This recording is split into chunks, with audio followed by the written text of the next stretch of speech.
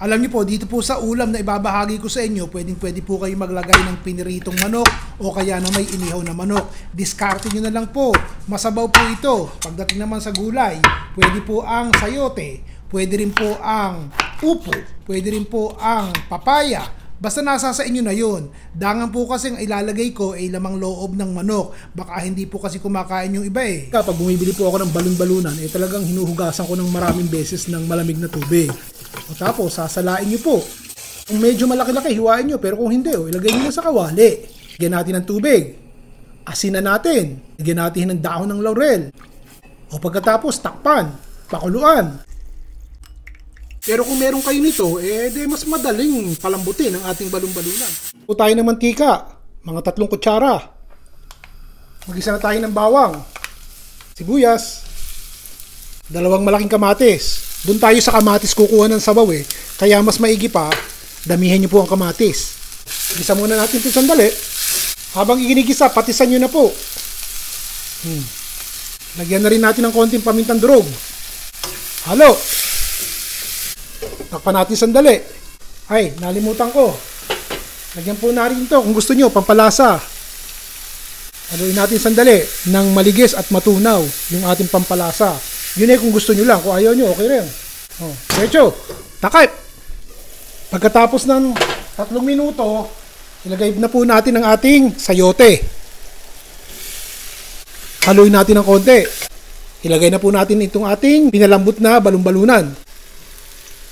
Haluin natin ng konti.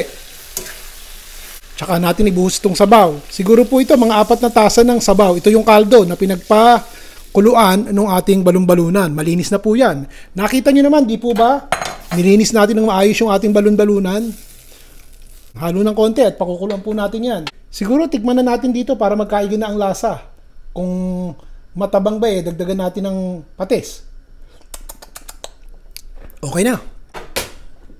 Takpan po natin. O pagkatapos ng 8 minuto, malambot na po ang ating sayote. Tinikman ko malambot na ba?